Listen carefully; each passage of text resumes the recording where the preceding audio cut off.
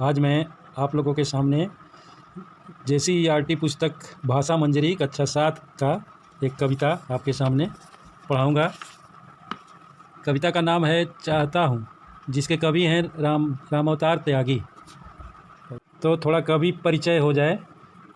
कवि रामावतार त्यागी का जन्म 17 मार्च 1925 ईस्वी को मुरादाबाद उत्तर प्रदेश में हुआ था एवं मृत्यु 12 अप्रैल 1985 ईस्वी को। कविता के बारे में कुछ जानकारी दे दूं। यह कविता देशभक्ति की भावना से ओतप्रोत है।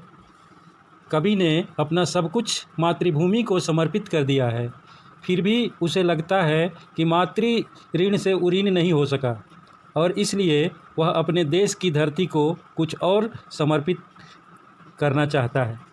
इस कविता में कुछ कठिन शब्द आए हैं। अकिंचन, जिसका मतलब माने है बहुत गरीब। भाल का मतलब माथा या मस्तक। घनेरी, बहुत घनी। चमन, जिसका अर्थ बगीचा या फुलवारी। नीड़ का अर्थ घोंसला। तृण का मतलब तिनका। समर्पित का मतलब सौंपा हुआ। अब मैं कविता पढ़ रहा हूँ। मन समर्पित, तन समर्पित और यह जीवन समर्पित, चाहता हूँ देश की धरती तुझे कुछ और भी दूँ।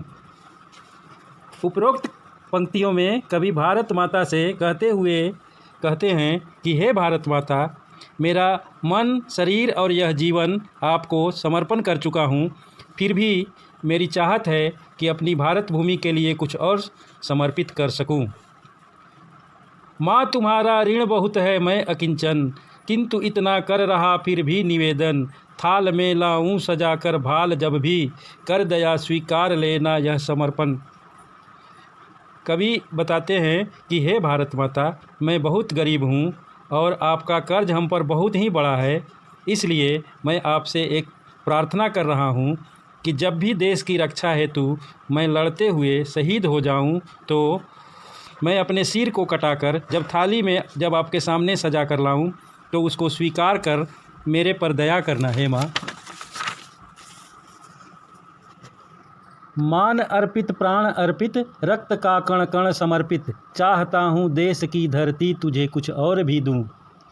हे भारत माता, मैं अपना इज्जत, अपना प्राण, जीवन और अपने खून का एक एक कतरा अपने देश के लिए अगर आवश्यकता हुई तो देने को तैयार हूँ, फिर भी कुछ और समर्पित करने को तैयार हूँ।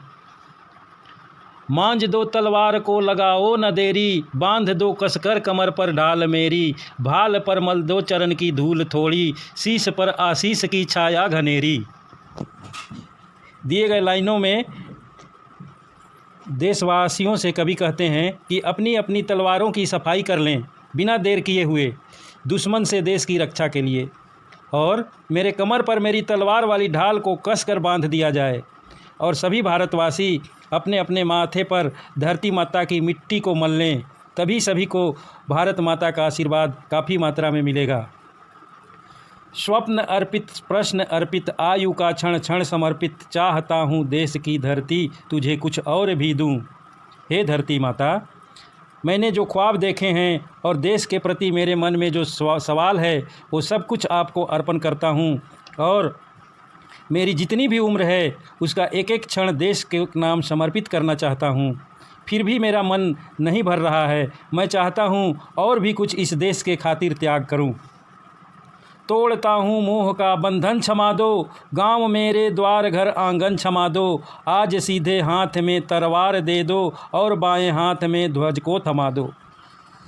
कभी अपने को मोह माया से आज़ाद करते हुए क्षमा मांगते हैं कि हे मेरे घर वाले, माता पिता, पत्नी, बच्चे, गांव वाले, मुझे क्षमा करना और मेरे दाहिने हाथ में एक तलवार दे दो और मेरे बाएं हाथ में अपने देश का